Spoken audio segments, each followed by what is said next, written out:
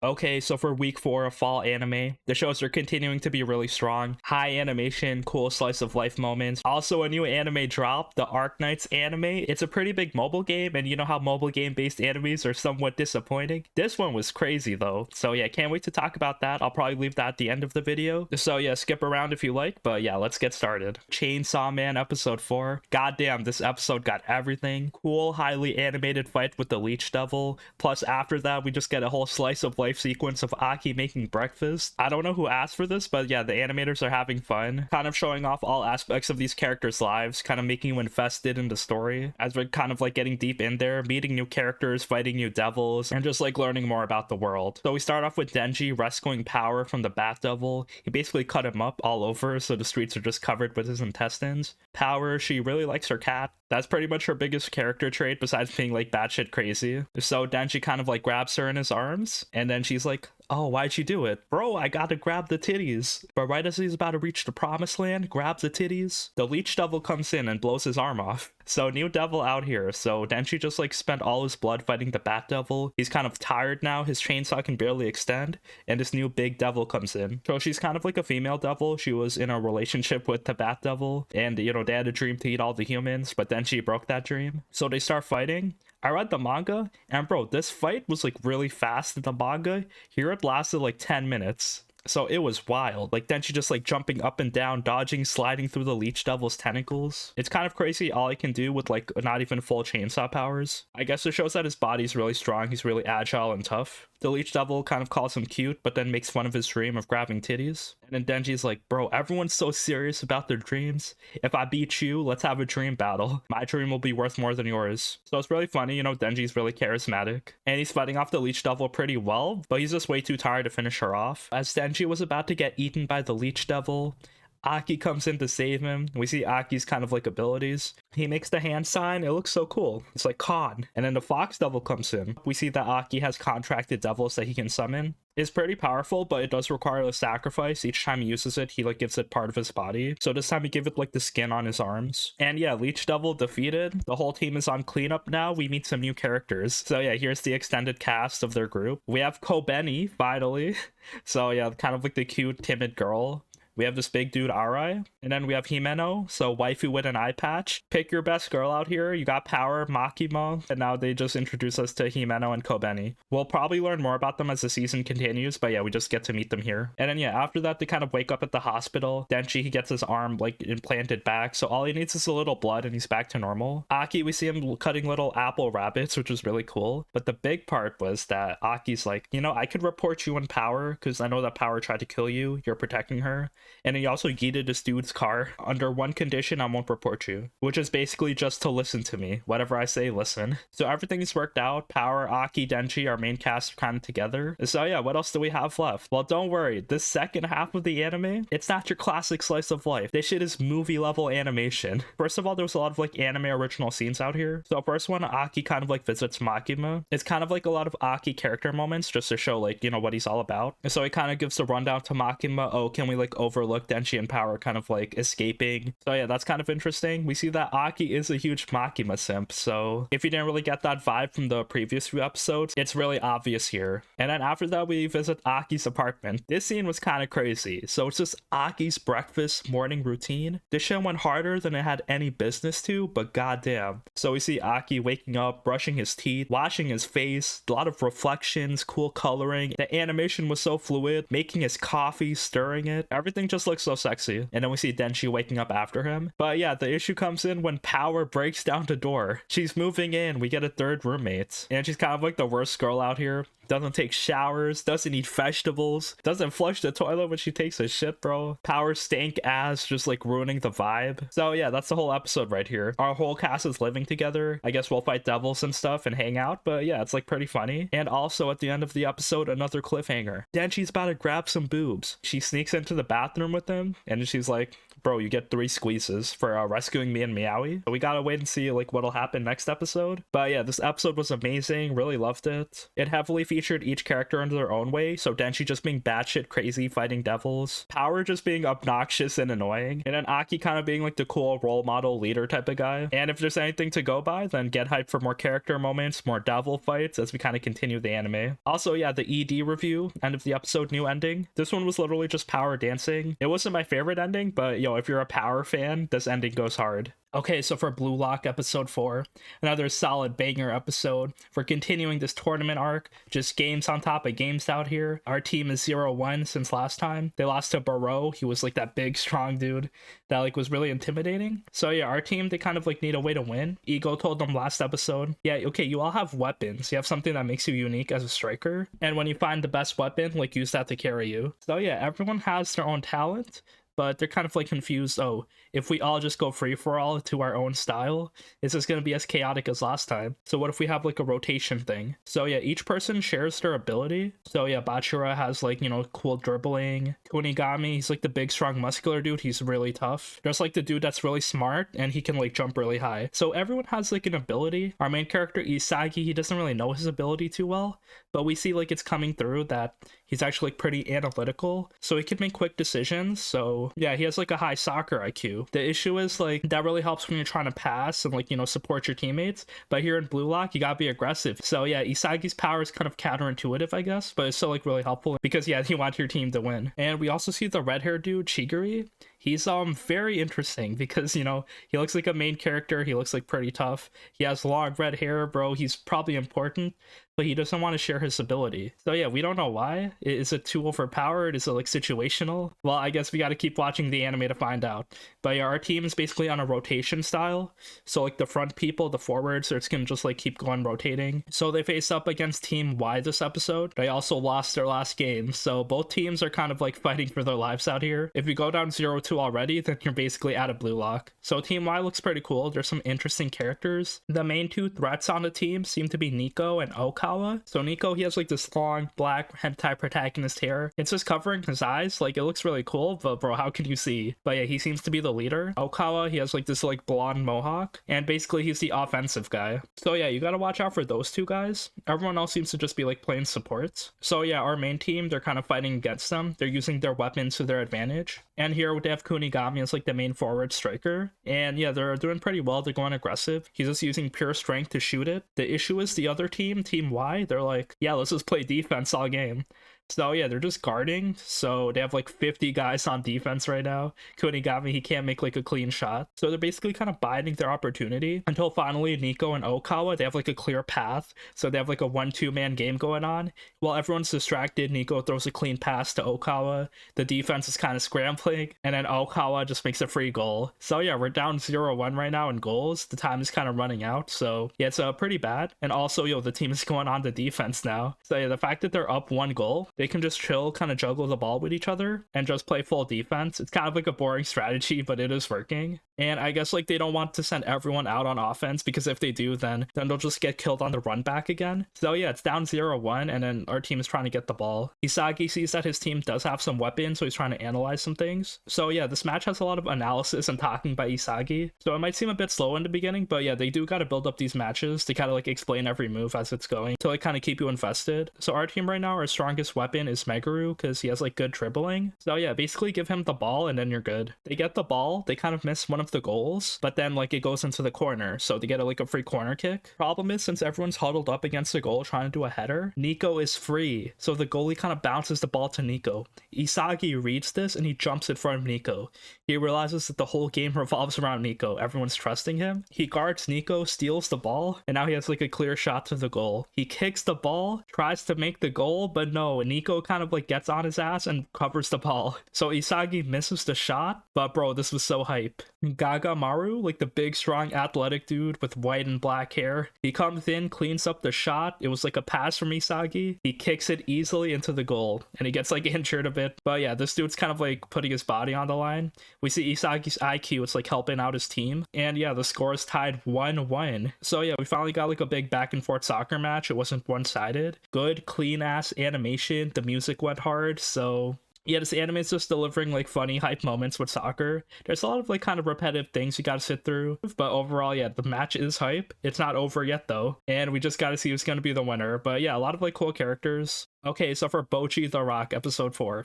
Bro, this anime is so cute, adorable. The animations are so clean. They're adding so much new shit to it. It's like feels so unique as an anime. Even though it's like some like common slice of life, just a girl starting a rock band, it just feels so nice to watch. So yeah, shouts out to Cloverworks. They're like busting their ass, animating a lot of new shit every season. Yeah, this one's like really fun to watch. We just see the band kind of growing. All the band members are together. Bocchi is teaching Kita-san on how to play the guitar. She's kind of struggling a bit, and she also has to like sing as well as play the guitar. So she needs like double the motor skills. Thing is like Kita, it doesn't discourage her. She's radiating her Kita aura, and yeah, just like a valuable addition to the team, just like so positive. She also invites Bocchi to sing with her, like, oh, why don't we both sing? And Bocchi just shaking her head like, nah.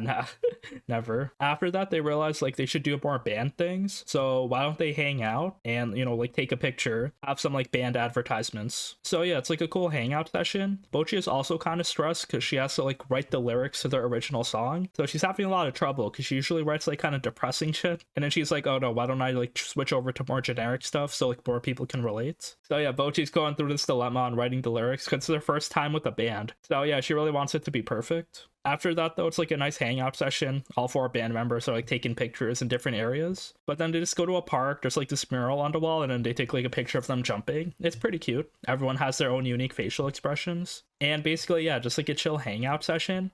Bocchi still has the issue. Yo, how do I come up with these lyrics? And we see Ryo coming in. So she's like the cool blue-haired girl who's like kind of weird and like is kind of like a loner. So we see that she had some struggles with her original band, and that's why she joined this new band. Because her original band was like kind of doing normie songs. They used to be like have their unique style, but then they transitioned to mainstream. So yeah, that's like interesting. It shows why Ryo left that band, joined this band, and it gives her something to talk about with Bocchi. She looks over her lyrics, gives her inspiration, like, you should write things that are related to you, Bocchi. So yeah, very cool hangout session. Each girl is getting like really close to each other. Bocchi is trying really hard. There's also some funny moments where Bocchi just freaks out. Seeing Bocchi as Godzilla, seeing her interact with her family, seeing her sleep like at the end of the episode with all these pictures hanging out on her wall. This anime is so sweet, so addicting. And yeah, we just gotta wait next week, see more episodes to see if this band actually works out. Okay, so for To Your Eternity, season 2, episode 2. Bro, this episode, I'm gonna spoil it really quickly, so if you're not up to date, be careful. But goddamn, why did they have to kill Tonari? We literally just met her. Like, come on, we could have like had her for a couple more episodes. But yeah,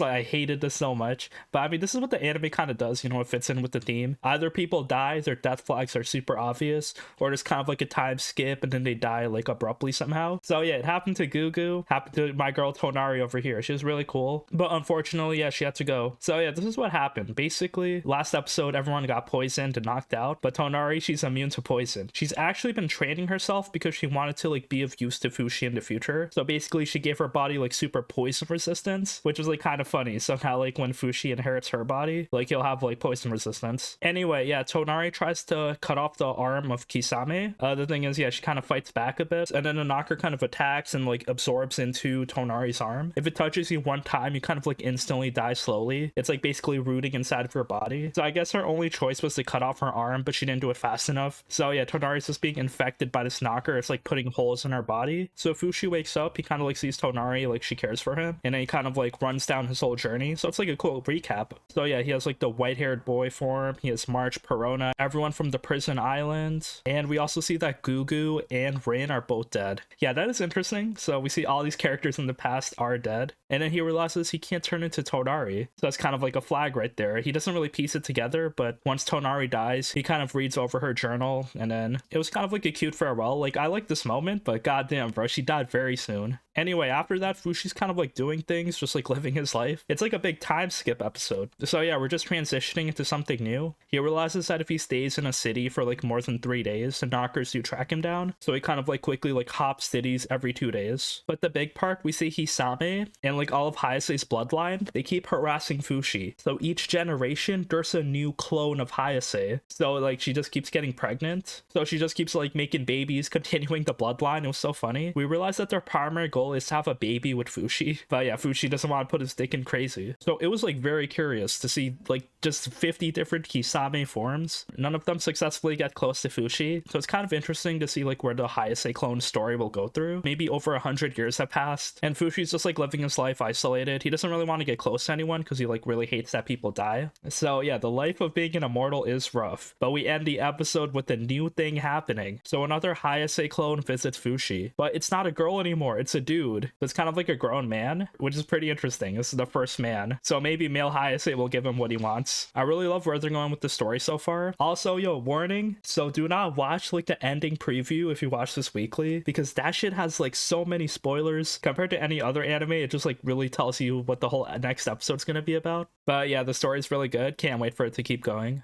Alright, so for Mob Psycho 100 Season 3, Episode 4. Yeah, this was a pretty creepy episode. I really loved it though. Like, loved the strong emotions. Love how we're getting like a villain now. Mob is doing things. Kind of feel bad for him. Because in the beginning, we realized that Mob, he's not part of the Psycho Helmet religion anymore. So Mezato, she's like the photographer girl. She kind of like ghosts Mob. And then she's like, bro, I realize you're not the true founder anymore. The real founder came through. So this imposter founder that came through, it's actually Dimple. Wow, bro, he's a villain again? Who would have thought? But yeah, like he turned into like an imposter mob. He took like siphoned some power from the broccoli tree and now he's kind of the leader of this religion because yeah, he always wanted to be a cult leader to have followers. So I guess this is in line with his character. He's not like the nice Dimple we've known for 2 seasons. The problem is like he's doing extreme brainwashing. So basically like the big tree is kind of like a tourist attraction now. So everyone in like the seasoning city is like getting brainwashed. If they ingest something part of the tree, they're just gonna like, you know, be a follower of Dimple. And the tree is also growing, kind of siphoning life from all the other nature. So basically all the other plants are dying while this tree is thriving. So yeah, Mob and Reagan's plan, they can't have this going down or else Reagan will lose money, he'll lose business. So yeah, his plan is to have Mob lift the broccoli tree and just move it somewhere else. And yeah, it was kind of sad because yeah, Mob wanted to be the leader. So like he never really cared about the Psycho Helmet religion until recently,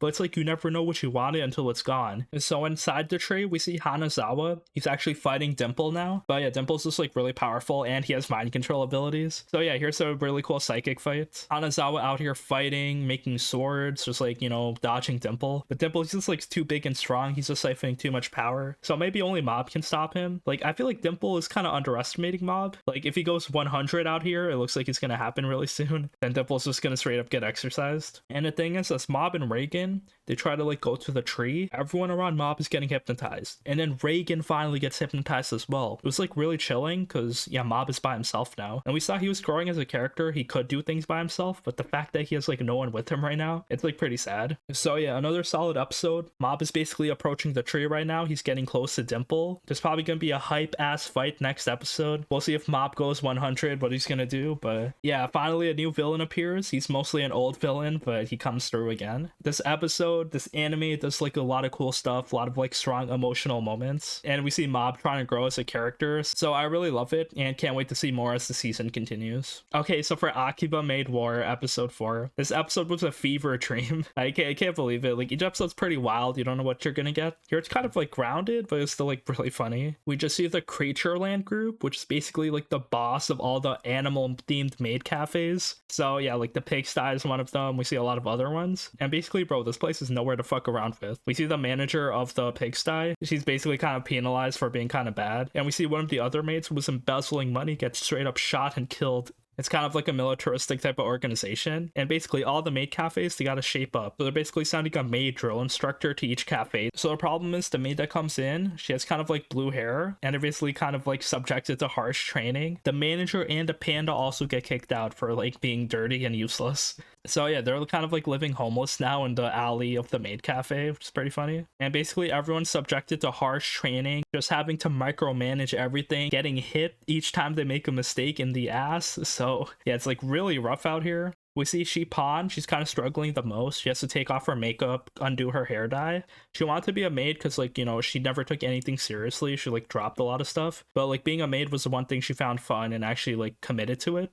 But now, bro, life is kind of hell. And we see all the other staff members are kind of going with the training. You know why? because the Maid drill instructor yeeted each person off a building one by one. She basically threw them off the roof of the Maid cafe, and while they're falling, she grabs their arm at the last second and kind of like makes them trust her. So it's kind of like Stockholm syndrome, I guess. So yeah, this was very extreme, and basically, yeah, everyone's kind of brainwashed through her training. And yeah, it seems to have worked. Like, everyone's kind of working, it's like all good. They're kind of like brainwashed, so these characters do not seem to be the same as before. And the drill instructor leaves satisfied. Her job was on the line, her life was on the line, and she kind of trained all these girls to do their best. But then a day later or whatever, the boss comes in like nothing happened. So the boss in Panda, she comes in with the fucking RPG, and she's going to her roof to blow up the statue that they built. So then yeah, everyone tries to stop her, but then Ranko is there to protect her. Shipone picks up the RPG when the manager drops it, and we're kind of back to normal. The brainwashing is over. So it was such a weird episode. It felt like a fever dream because, like, goddamn, nothing really happened, but a lot of shit like kind of happened inside the cafe. Like, probably the creature land will get on their ass and they'll be in trouble, but our mates seem to come out on top like each time anyway. I wonder what more wild shit will happen next time, but yeah, goddamn, this anime does continue. Okay, so for Gundam Witch episode 5,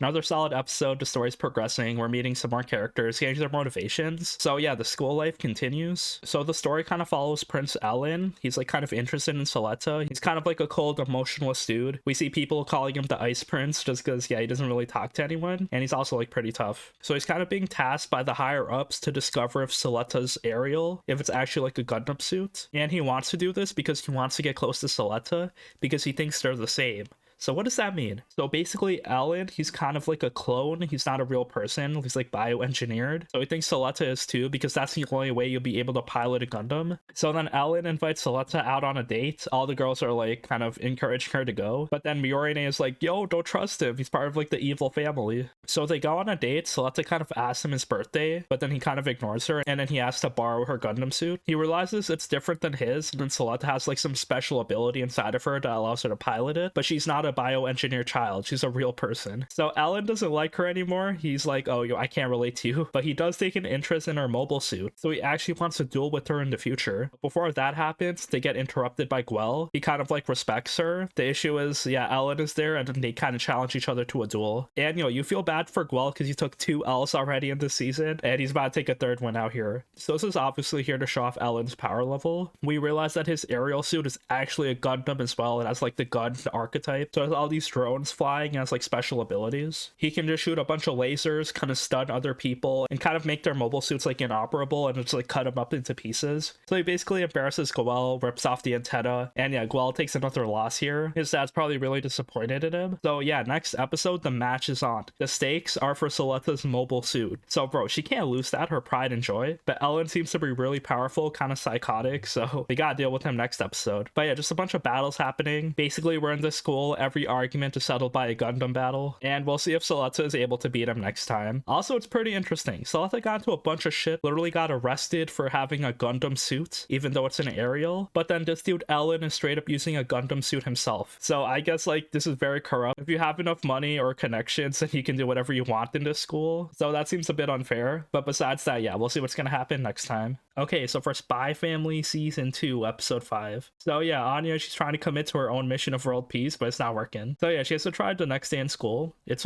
pretty cute episode, just like kids doing things. There were a lot of like infuriating moments though. There's also like that iconic moment where Anya dropped her picture accidentally and she's like, oh, I hope no one sees this. But yeah, the big part in this episode, they're like kind of working on sculptures in school, like during models. So Damien, he wants to make a griffin. Anya wants to make a dog. So yeah, they're just making sculptures. We also see Becky. She sees Anya's father in a picture and she just makes Anya's dad as a sculpture because yeah, she's in love with Anya's dad now, which is kind of weird, but sure. Pretty funny plot twist there. The funny part is Anya and Damien are kind of sitting in the same group, and then she keeps bothering Damien, but then Anya keeps messing everything up. She's adding jet engines, she's making shitty feathers. So this griffin that Damien wanted to impress his father to be top of the class, it looks really ugly. So yeah, Anya just messing everything up. We see Damien kind of crying because this was kind of his dream, but somehow the end of the art exhibition, the judges come in, they're like, yo, this is such a good like commentary on like the war. There's like this dying griffin that still looks kind of majestic, and then there's like Anya's dead dog next to it. So yeah, they kind of told a story with their shitty broken models. and to get first place. But I was just like very annoyed at Anya for being so bad, but you know, there's not much we can do, bro. She's 5 years old. After that, we see kind of like the life of the handler. It's like a quick kind of like cool funny scene at the end where she's like getting stalked a lot because yeah, she's part of like the spy organization. So we just see her daily life kind of hiding from the pursuers,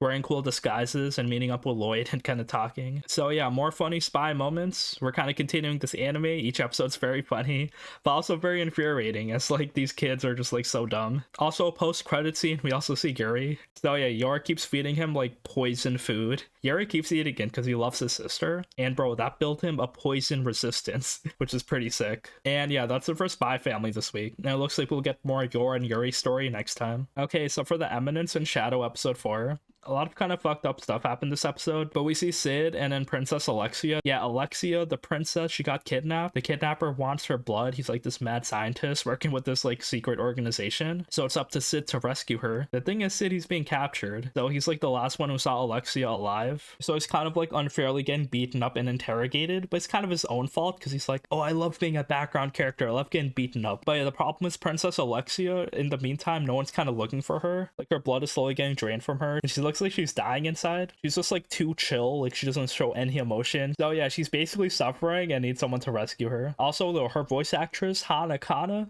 bro, just give it another solid performance. Just like this random side character. So yeah, well, basically Sid's getting interrogated and tortured. He does get released a few days later. We see his group with all the waifus with Greek alphabet names. Basically, they're doing investigations in the city, and they're basically targeting every evil villain hideout. Apparently, their organization grew to like over 100 people, so that's kind of weird. A lot of funny moments with him and his waifu harem. And basically, after that, he does rescue Princess Alexia. She kind of escapes. The problem is there's like this giant monster that's made out of her blood. It's kind of rampaging. Also, we see that her husband, her kind of fiance, he was actually the guy that wanted to capture her and take her blood, because he's like, oh, if I do experiments on royal blood, I might get like a commendation to join the Knights of the Round. Some like random ass plot out here. So we'll see what's gonna happen next episode. But yeah, Sid's probably gonna rescue Alexia, but there doesn't seem to be too many stakes in this anime. Sid's just super OP.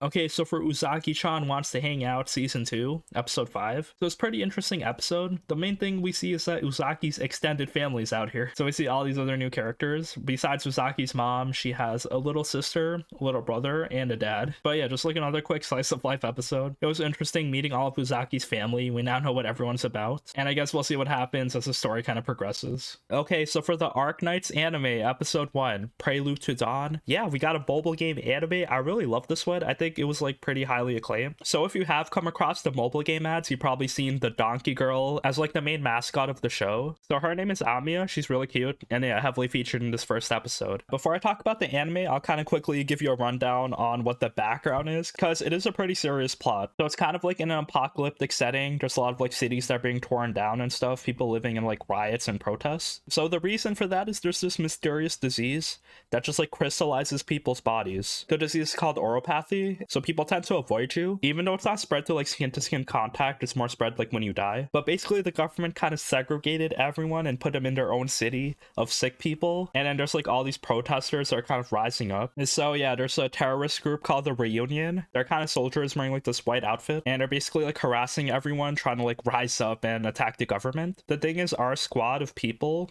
we're part of like the Rhodes Island group. They're kind of working with the doctor in this pharmaceutical company to like make a cure. So then who's the doctor? He seems to be the player character, so he's like the main character. Everyone kind of listens to him as a commander. The issue is he lost his memory, so he knows how to fight like combat, so it's like a kind of a tower defense game, but he doesn't know how to like make this cure. So that's kind of like a big deal. Like we probably gotta wait a while for him to like get his memory back. But yeah, Amiya's our leader so far. We're kind of following her. It's kind of funny too, like all the girls in the show are kind of animal people, but then all the dudes are not, so that is just not explained. But yeah, Amiya's the donkey girl. We meet a lot of like other cool characters like Doberman and Ace, so they're all working to try to like protect people. The animation looks pretty sick as well. Like it does not look cheap and rushed, and even if you have no idea what the story is, they kind of like plot dump you at the end of the episode anyway. So yeah, this anime is flowing pretty well, and yeah, as a guy that's never played Arknights, I'm heavily invested in the story. Also, if you would put this on the mobile game anime scale along with all the other kind of like popular recent releases, well, we got Fate Go on the top, so Babylonia was like pretty fire, but Arknights was like right next to it. I really love it. And then we got like Magia Record and Princess Connect kind of in the top spots as well. After that, you got like Azure Lane kind of like really low on the scale, because yo, you got lesbian ships, which was nice, but the anime felt like really boring. Other kind of lower tier ones are like the Idol ones, so like Idolish 7, D4DJ. And it was also Doll's Frontline, which is for the girls' Frontline game, which was also hot garbage. So yeah, that sums up the timeline. Pretty interesting. There's also Tactop Destiny, which the mobile game did not come out. So yeah, that one was pretty fire. But yeah, compared to other mobile games, this one is really strong. Time to spend our money on the gacha. And that is it for this week. Thank you for watching. Let me know what your favorite shows this week were. But yeah, love the slice of life feels, the action, the animation in these shows go really hard. So yeah, can't wait to continue, get more animes next week.